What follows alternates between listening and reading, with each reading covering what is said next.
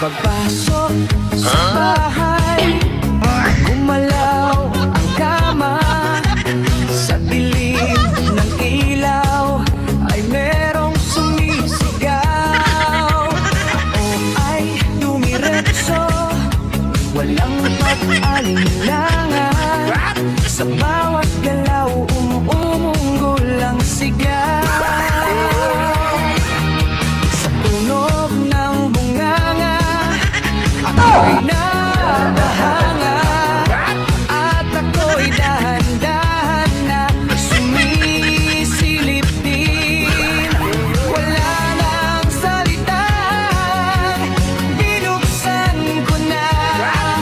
Pag-on ko ng ilaw, nakita ko lahat.